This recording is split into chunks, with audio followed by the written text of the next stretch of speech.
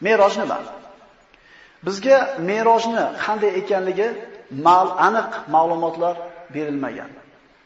Umuman arablar me'roj deganda insonni yuqoriga ko'taradigan bir asbobni tushunishadi.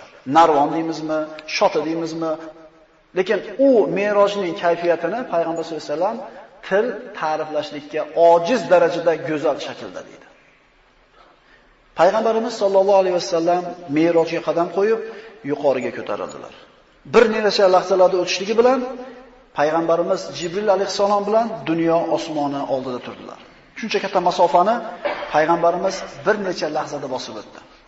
Mana astronomiya deymiz, kosmik ilmlar deymiz. Hozirgi kunda insoniyat mana shu koinotni kichkinagina bir qismini o'rgandi xolos. Koinotni kengligi shu darajadaki uni kilometrlab o'lchab bo'lmayapti. Shuning uchun ulamolar koinotdagi masofani yorug'lik yili bilan o'lchaydilar. Ya'ni nima deb tushunishimiz kerak? Yorug'lik bir yilda qancha masofani bosib o'tsa, ana shu bir yil deyiladi. Tushunishimiz uchun agar yorug'lik tezligida uchadigan bir narsa bo'lsa, Quyosh bilan Yerning o'rtasi 150 million kilometr deb aytilsa, 8 minutda yetib boradi. 15 minutda Quyoshga borib qaytib keladi bu nur. 150 million kilometr. Endi 300 million kilometr bo'ladi, borib kelish oladigan bo'lsa. 8 minutda, 8 daqiqada 150 ming kilometrni bosib keladigan bo'lsa, bir kunlik 24 soatda bu nur qancha masofani bosib o'tadi? Bir yilda qancha masofani bosib o'tadi? Hozir shunday bir sayyoralar aniqlanganki, ana shu yulduzlarga yetishlik uchun millionlagan yillar kerak bo'ladi. Yorug'lik yilidan millionlagan yil kerak bo'ladi. O'shanda ham shu uzoqdagi yulduzga yetsa, koinotning oxiri emas u. Kichkinagina bir qismi bo'ladi. Yorug'lik yili bilan o'lchanadi. Lekin payg'ambarimiz sollallohu alayhi vasallam bir necha lahzalarda bosib o'tdi. Bundan Alloh taoloning qudrati ilohiyasini namunasini ko'rishimiz mumkin.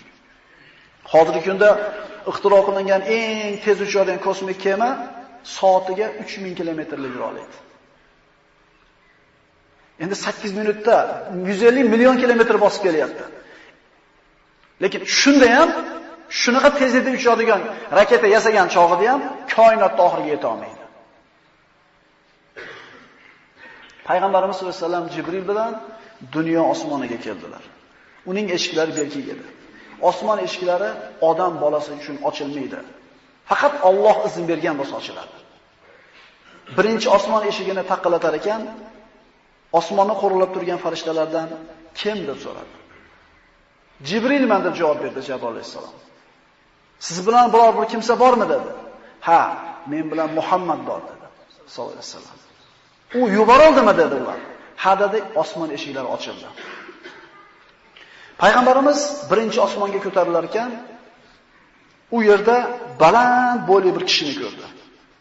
Nabiy sollallohu alayhi vasallam aytadilar, u yerda bo'yi 60 ziro bo'lgan bir kishini ko'rdim. U kishining atrofida odamlardan iborat bir katta bir qoralik bor edi.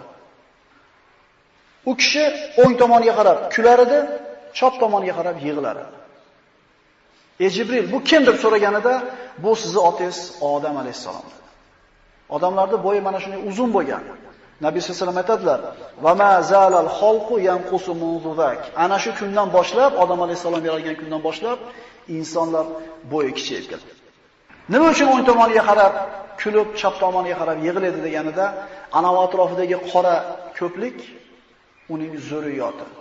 O'ng tomonidagilar jannatga kiradiganlar, ularga qaraganda xursand bo'lib kuladi. Chap tomonidagilar esa jahannam ahli, ularga qarab turib yig'iladi deydi. Payg'ambarimiz sollallohu alayhi vasallam ana shu birinchi osmonda ko'rgan narsalardan bir kishi qip-qizil suvda suzib yuradi. Qondan deyiladi. Suzib sohilga kelsa, sohilda farishtalar ana shu odamni og'zini ochib kelganida toshlar bilan urib, yuzlarini, jag'larini sindirib, pachaqlab cho'ktirib tashar edi. Cho'kib namirodan chiqib yana qaytib kelardi. Farishtalar haligi ishni takrorlardi. Payg'ambarimiz sollallohu alayhi vasallam: "Ey Jibril, bular kimlar? Nima uchun bunday azoblanyapti ular?" dedi. Jabroil alayhisalom: "Ular yetimni molini nohaqdan yegan kishilar" dedi. Qiyomatgacha ularga mana shunday azob beriladi. Yetimni molini yeyish deganda akalar, ukalar, yetimni dod tegizib nonini tortib olishni tushunmaylik. Yetimni ehsonni yeyish ham ehtiyot bo'lish kerak. So'ngra payg'ambarimiz sollallohu alayhi vasallam yana ko'rgan mashhadlaridan bir kishilarni ko'rdilar Nabiy sollallohu alayhi vasallam. Ular osmonga qarab chalqamchi yotishardi. Qorinlari nihoyatda uyda katta edi. Fir'avn xonadoni tepalab o'tib ketardi ikki tomonga. Mana bilamiz, Alloh taolo Qur'onda aytgan, Fir'avn xonadoni barzah hayotida, qabrida qiyomatgacha kuniga 2 marta azobga ro'baro qilinadi. An-naru yu'raduna 'alayha ghuduwan va 'ashiyya va yawma taqumu as-sa'atu adkhilu ala fir'auna ashadda al-'adab. U azob bir olovdirki, ular erta-yu kech o'shanga ko'ndalang qilinib, kuydirilurlar. Qiyomat soati qoyim bo'lgan kunda esa do'zax farishtalariga Fir'avn xonadonini eng qattiq azobga kirtinglar deydi. Fir'avn xonadoni qiyomatgacha mana shunday azobda turadi. Ana shu azobiga ertalab borib azoblanib qaytib keladi, kechki payt borib azoblanib qaytib keladi. Ularni borib kelishlik yo'lida mana shu qorni katta kishilar yotadi. Payg'ambarimiz sollallohu alayhi vasallam, "Ey Jibril, bular kimlar?" deganida Jibril, "Ular sutxo'rlar." Bu harom ishni qilayotgan kishilarga Alloh taolo tahdid qilgan, o'zi urush e'lon qilishligini aytgan. Shuning uchun qiyomat kunida sutxo'rlik bilan shug'ullangan kishiga farishtalar ol qurolingni tayyorlan deydi. Nimaga desa, Alloh bilan urushasan deydi. Kimi Alloh bilan urushlikka toqati bor? Chunki Alloh taolo sutxo'rlarga tahdid bilan aytganki, fa'zanu biharbin minallohi va rasulihi. Agar sutxo'rlikni qo'ymasanglar, deyapti Alloh.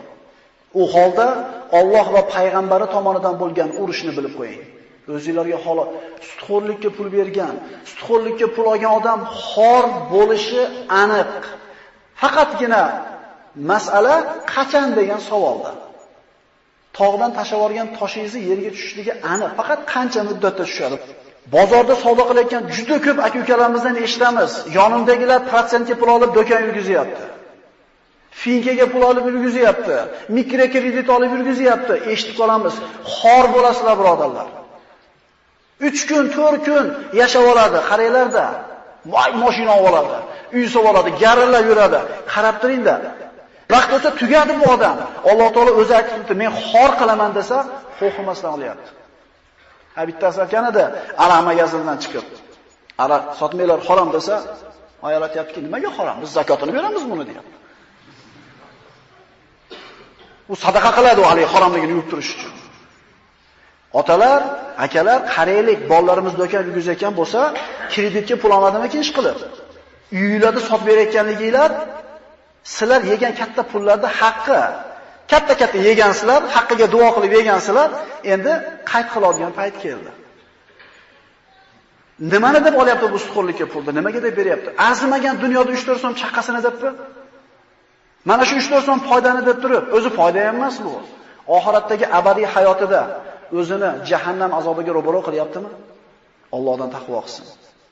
Alloh taolo aytadi: "Allazina ya'kuluna riba la yaqumuna illa kama yaqumu allazi yatakhabbathu ash-shaytonu minal mas." Sudxo'r bo'lgan kimsalar qiyomat kunida turmaydilar, magar jin chalgan majnun kabi turadilar. Bunga sabab ularning bay oldi sotdi ham sudxo'rlikni o'zi-ku deganlaridir. Holbuki Alloh taolo bayni halol qildi, sudxo'rlikni harom qildi. Payg'ambarimiz ana shu birinchi osmonda ko'rgan ko'rinishlardan yana biri bir kishi bor edi. Oldida shirin, nafis, lazzatli taom turibdi, yonboshida sassiq, badbo'y, habis ovqat turibdi. Pokizasini qo'yib, habisini yeyapti. Jibril, bu kim? Bu nimaga sassiq ovqat yeyapti? Jibril javob berdi: "Bu zinokorlar" dedi. O'zini halol, pokiza juftlarini qo'yib, ko'chadagi har kimdan qolgan najosatga, ifloslikka, kasallarga ro'baro bo'lgan zinoga boradi. Nabiy sollallohu alayhi vasallam mana shu birinchi osmonda juda ko'p manzaralarga guvoh bo'ldilar. So'ngra Rasululloh sollallohu alayhi vasallam ikkinchi osmonga ko'tarildilar. Ikkinchi osmonda Rasululloh sollallohu alayhi vasallam jannatda Alloh taoloning huzurida muqarrab anbiyolardan bo'lgan, payg'ambarlarning sayyidlaridan bo'lgan Iso va Yahyo alayhimassalomlarni ko'rdi. Isoni sifatlab aytadilarki, uning yuzining rangi qizilga moyil. Bo'yi uzun ham, qisqa ham emas. Uning ko'p hollari bor. Hollari seroq. Agar egilsa, boshidan suv tomchilari tushadi. Iso alayhisalom osmonga ko'tarilayotganda payg'ambarlar tarixida gapirganmiz. G'usl qilib chiqqan edi. Ana shu 12 ta havoriysiga gapirayotganda boshidan suv tomchilari tomib turgan edi. Osmonga chiqib ketdi. Ana shu suv tomchilarimikin deysiz. Qiyomat qoyim bo'lishi yaqin bo'lganda tushadi Dajjal Masihni o'ldirgani. Hali bu suv qurimagan ekan. Ya'ni bu 2000-3000 yil degan vaqt biz uchun, Alloh taolo uchun bir lahzadek, qiyomatda uzoq demaylar, ko'zni bir ochib yumgunchalik yaqin muddat dedi Alloh taolo. So'ngra payg'ambarimiz 3-osmonga ko'tarildi. 3-osmonda Yusuf alayhisalomni ko'rdi. Nabiy sollallohu alayhi vasallam aytadilar: Yusufdek go'zal insonni ko'rmaganman. Laqad utiya shatral jamal. Tahqiq go'zallikni teng yarmini olgan u deydi. Shatral jamal go'zallikning yarmi nima? Odamlar bu masalani tasavvur qila olmaymiz. Alloh taolo Odam alayhisalomdan boshlab qiyomatgacha yashaydigan milliardlagan odamlarga ana shu chiroyning yarmini bo'lib berdi. Qolgan yarmini bitta Yusuf alayhisalom o'zi oldi. Endi tasavvur qiling bu go'zallik qanday go'zal. Shuning uchun Yusuf alayhisalomni hojasi ayollarning oldiga kirgizib, kir ularning oldiga deganida Yusuf alayhisalom qissasini bilamiz. Go'sht to'rg'ab o'tirgan ayollar Yusuf alayhisalom kirgan paytda uning jamolidan aqllari uchib falamma ra'aynahu akbarnahu va qatta'na aydiyahunna va qulna hasha lillah ma hada bashara in hada illa malakun karim. Bas qachon uni ko'rishgach, ular beixtiyor uni olqishladilar va o'zlari sezmagan hollarida qo'llaridagi pichoqlari bilan o'z qo'llarini kesa boshladilar. Hamda, ey pok Alloh, bu bashar farzandi emas, bu asl farishta-ku deb yorishdi.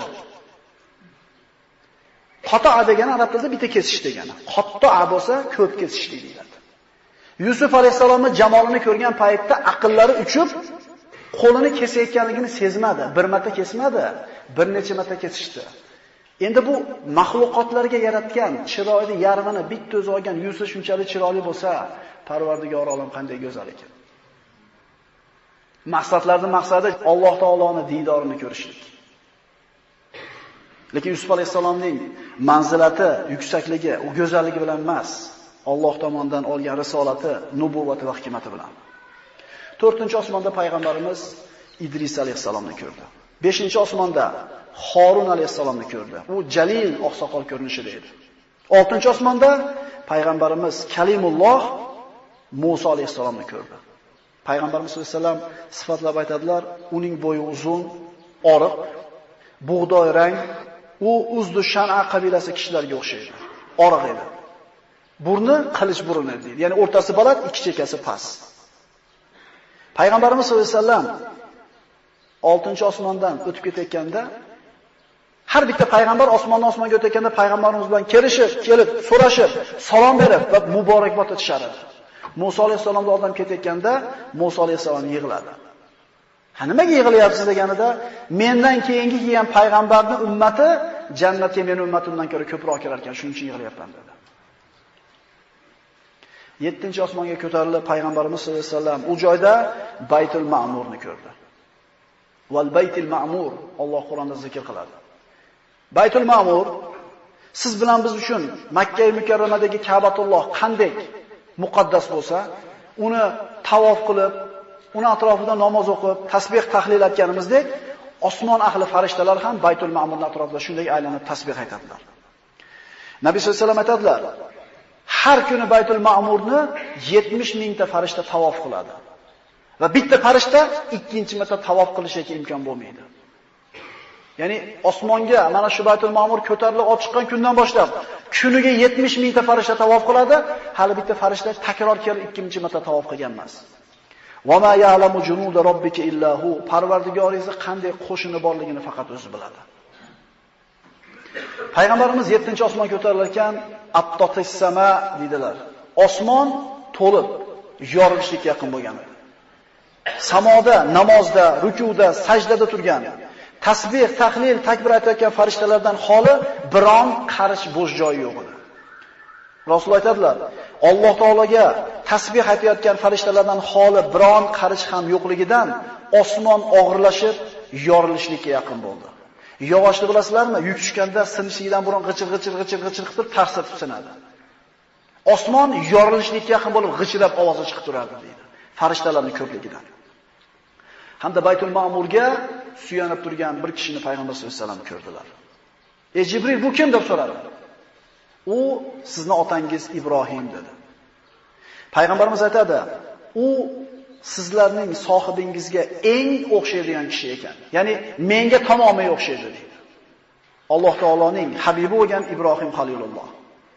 So'ngra payg'ambarimiz sollallohu alayhi vasallam Jibril bilan 7-osmonning chekkasiga, oxiriga borishdi. Ana shu joyda payg'ambarimiz Jabroil alayhisalomni ikkinchi marta o'zini asl suratida ko'rdi. Va laqad ra'ahu nazlatan ukhra 'inda sidratil muntaha. Shu kungacha payg'ambarimiz oldiga Jibril har xil ko'rinishda kelar edi. Faqatgina vahiy olib kelgan paytda asl suratida ko'rgan edi. Endi ikkinchi marta ana shu Sidratul Muntahoni oldiga yetganda ko'rdi. Rasululloh Jibril bilan 7-osmonning eng oxiriga bordi. Bu joyga odam bolasining oyog'i yetmagan va Jabroildan boshqa hech qanday farishta borgan emas. So'ngra Jibril to'xtab qoldi. Payg'ambarimiz men unga qarasam deydi. Eskirib, uqalanib, maydalanib ketgan toshga o'xshab deydi Jibril, kuyishlikka yo'q bo'lish yaqin bo'lib turardi deydi. Shuncha masofani yurgan bo'lsa payg'ambarimizni Jabroil yetalab ketar edi oldida. Bu yerda esa to'xtab qoldi. "Ey Jibril, yurmaysizmi?" desam, "Ey Muhammad, Allohga qasam, agar bir qadam bossam kuyib ketaman" dedi. Bu shunday bir maqomki, sizdan boshqa hech kimga o'tishlikka izn yo'q, hatto Jabroilga. Va payg'ambarimiz bir qadam bosdi-da, hech bir inson bolasi va hech bir farishta, hatto Jabroil yeta olmaydigan oliy maqomga ko'tarildi. Mana shu holatda Jabroildan ham payg'ambarimiz oliy yuksak maqomga yetdi. Bu Alloh taoloni siz bilan bizni payg'ambarimizga bergan izzat, ikrom va hurmati edi. Hech qaysi payg'ambar osmonga ko'tarilgan emas. Hech qaysi payg'ambar Jabroildan oldiga o'tgan emas. Faqat bizning payg'ambarimiz Muhammad Mustafa sollallohu alayhi vasallam. So'ngra Nabiy sollallohu alayhi vasallam aytadilar, so'ng Sidratul Muntahoga, Nilufar oldiga yetib bordi. Nabiy sollallohu alayhi vasallam u daraxt haqida, u Nilufar degan daraxtni ta'riflab aytadilarki, u oddiy bir daraxt, lekin shakli ajib. Barglari filning quloqlariga, mevalari esa xuddi ko'zalarga o'xshadi. Ajralib turadigan zohir bir jamoli yo'q, lekin shakli g'arib. Nabiy sollallohu alayhi vasallam aytadilar, men uning oldida turar ekanman, to'satdan uni Alloh taoloning nuri, fayzi ilohiyasi o'rab oldi. Shu daraxtning oldiga Alloh taolo o'zi keldi. İz yaghsha sidrata ma yaghsha ma zaghal basaru wa ma tagha laqad ra'a min ayati rabbihil kubra. O'shanda Nilufarni o'ragan narsa, ya'ni Alloh taoloning fayzi ilohiyasi o'rab olgan edi. Payg'ambarning ko'zi o'ngu so'lga olgani ham yo'q, o'z haddidan oshgani ham yo'q. Dar haqiqat u o'sha soatda Parvardigorining buyuk oyatlarini ko'rdi. Nilufar daraxtini Alloh taoloning fayzi ilohiyasi, nuri o'rab olishligini ko'rishlikdan ko'ra ajibroq, go'zalroq manzara bormi? Nabiy sollallohu alayhi vasallam aytadilar, Nilufarni Alloh taoloning nuri ilohiyasi o'rab olganida, uning atrofida xuddi oltindan bo'lgan kapalaklarga yoki oltin suv tomchilariga o'xshash bir narsa paydo bo'ldi. Undan buning shakli, jamoli, surati inson bolasi ta'riflashga ojiz qoladigan ajib bir go'zal suratga keldi. Kim metala ojiz qolyapti? Insoniyatning fasohat balog'atdagi ustozi, Qur'onga va yana Qur'oncha ilmga ega bo'lgan insoniyatning ustozi Muhammad alayhisolamning tili ojiz bo'lyaptimi? Bu nima bu? Bor yo'g'i bitta daraxt, bitta maxluq, lekin shu maxluqga Allohning nuri tekkan paytda inson tili ta'riflab bo'lmaydigan darajada go'zal bo'lsa, bu nurning egasi bo'lgan Alloh o'zi qanday chiroyli ekan. Eng oliy maqsad Allohning diydorini ko'rish. Chunki jannatiylar yeb, ichib, aqllari bovar qilmaydigan darajada ne'matlarga cho'milib turganida Allohning jamoliga bir marta qarashib, bu yoqdagi ne'matlarni hammasini esdan chiqarishadi. Biz ko'zlarimizni Alloh taoloning didorini ko'rishlik uchun haromdan, ma'siyatdan, zinodan saqlay olyapmizmi? Ayniqsa yozda turibmiz. Fahsh, avratlar ochilgan holatda ko'zimiz yerga bir marta qocha olyapmizmi? Mana shu ko'zlarimiz bilan ko'rmoqchimizmi Alloh taoloning jamolini? Allohdan taqvo qilaylik.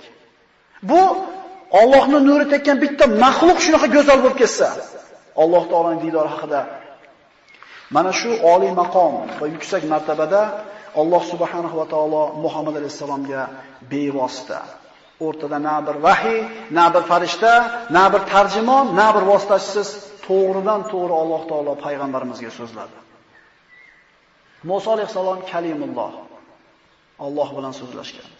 Ibrohim alayhisalom Xalilulloh, Allohning do'sti, sirdoshi. Endi payg'ambarimizga mana shu ikkala sharaf ham jamlandi. Payg'ambarimiz Muhammad alayhisalom kalimulloh va habibulloh. Hamma sharaf payg'ambar sollallohu alayhi vasallamda jamlandi. Oysha onamiz payg'ambarimiz sollallohu alayhi vasallamdan keyin so'raganlar: "Hal ro'ayta robbak?" Robbingizni ko'rdingizmi? Nur anna aro dedi payg'ambarimiz. Nurida hamma yo'q, hayodan ko'raman dedi. Inson bolasi tirik ekan, o'lim degan sharbatni totmas ekan, hisob-kitobdan o'tib jannatga kirmas ekan, Allohning didorini ko'ra olmaydi. Agar ko'rganida payg'ambarimiz Muhammad Mustafa sollallohu alayhi vasallam ko'rgan bo'lardi. Mana shu o'rinda ozgina fikr qilaylik. Payg'ambarimiz 7 qavat osmondan ham tevaga ko'tarildi. Alloh taoloning huzuriga ko'tarildi. 7 qavat osmon pastda. Koinot, burjlar, sayyoralar pastda. Yer kurrasi pastda. U kurradagi Arab jazirasi pastda. Arab jazirasidagi Makka pastda, Quraysh pastda, payg'ambarimizning da'vatiga to'sqinlik qilayotgan Abu Jahl, Abu Lahab, Utba, Uqba, Shayba hammasi pastda. Qani ular? Payg'ambarimiz qayerda turibdi? Pastda ular. Dunyo degan so'z, past degan so'zdan olingan. Bu past hayot. Aroditun bil hayati dunya dedi Alloh taolo. Nima sizlar dunyo hayotiga rozimisizlar? Val axiratu xoyrun va abqa. Oxirat ham yaxshiroq, ham boqiroq emasmi? Rasululloh sollallohu alayhi vasallam bularni hammasini ustida oliy maqomda. Alloh taolo payg'ambarimizni mana shu darajaga ko'tarib olib chiqishligi bilan go'yoki, "Ey Muhammad, siz g'am qilmang. Bularda hammasi o'tkinchi, hammalari meni oldimga keladi. Zulm qilayotganam, haqqini yeb ketayotganam, bir kun o'ladi, meni oldimga keladi. Siz faqat meni rozi qilishlik g'ami bilan yashang. Bularda hammasini menga qo'yib bering" deyotgan edi. Alloh taolo Musa alayhisalomni Fir'avn oldiga jo'natishdan burun mo'jizalarni ko'rsatgan edi, qalbiga taskin berib. Siz o'ylanmang, siz meni aytganimni qilavering, ularni menga qo'yib bering degan edi. Xuddi shunga o'xshagandek payg'ambarimizga Alloh taolo shu mo'jizalarni ko'rsatyaptiki, qalbingizni bu dunyoda mashmashasi bilan ovora qilmang. Dinga dushmanlik qilayotganlarga parvo qilmang. Meni rozi qilishga harakat qiling dedi. Savol beraylik-da hozir. O'sha Abu Jahl qani? Uqba qani? Utba qani?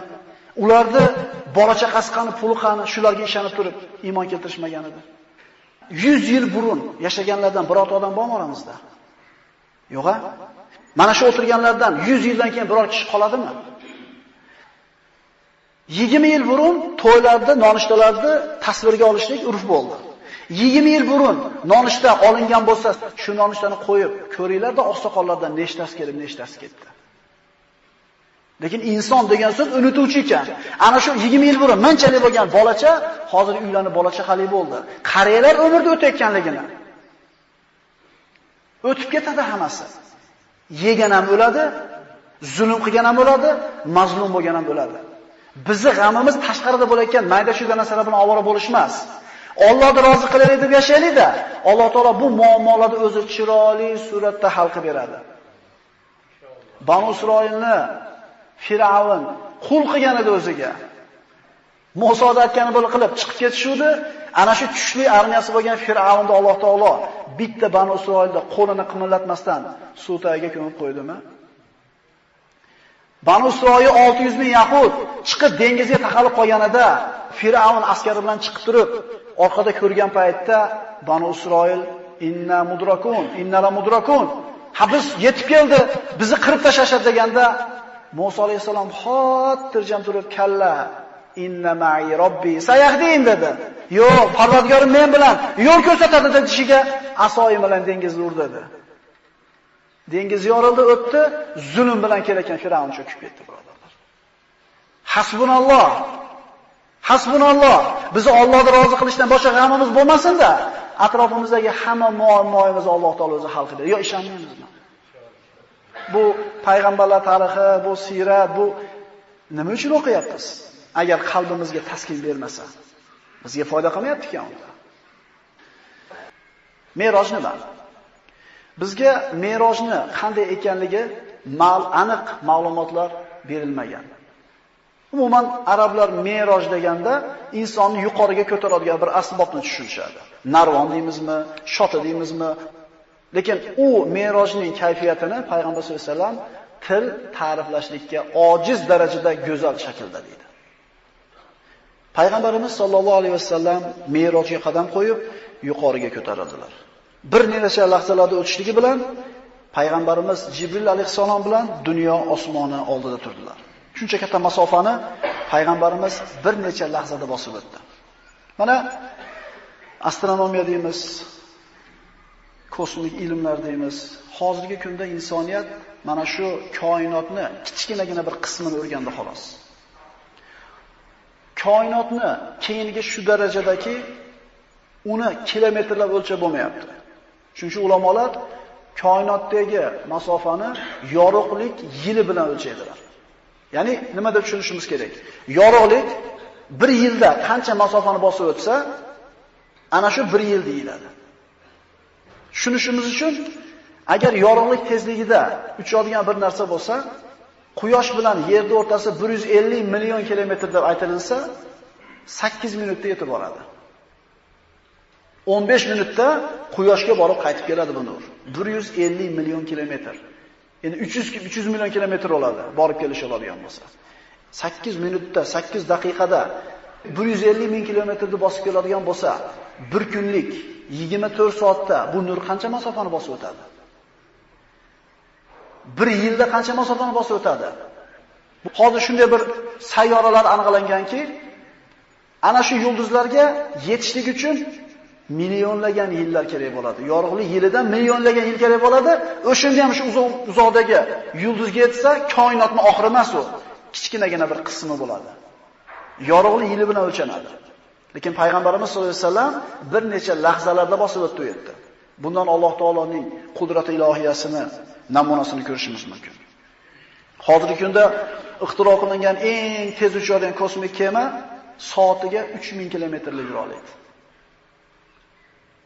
Endi 8 minutda 150 million kilometr bosib kelyapti. Lekin shunda ham shunaqa tezlikda uchadigan raketa yasagan chog'ida ham koinotning oxiriga yeta olmaydi.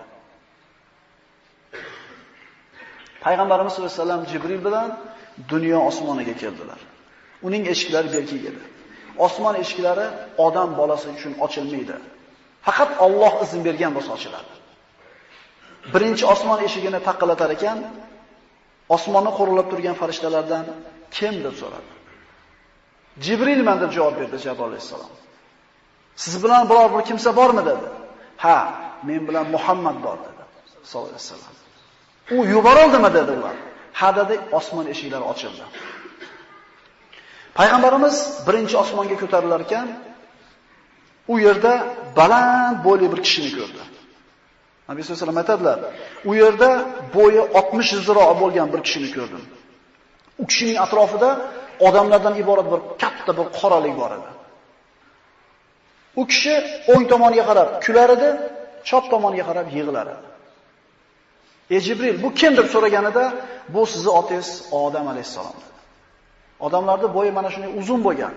Nabiy sollallohu alayhi vasallam aytadilar, "Va ma zalal xalqu yanqusu munzuzak." Ana shu kundan boshlab, Odam alayhisalom yaralgan kundan boshlab insonlar bo'yi kichayib ketdi. Nima uchun o'ng tomoniga qarab kulib, chap tomoniga qarab yig'iladi deganida, ana atrofidagi qora ko'plik uning zurriyoti. O'ng tomonidagilar jannatga kiradiganlar, ularga qaraganda xursand bo'lib kuladi. Chap tomonidagilar esa jahannam ahli, ularga qarab turib yig'iladi deydi. Payg'ambarimiz sollallohu alayhi vasallam ana shu birinchi osmonda ko'rgan narsalardan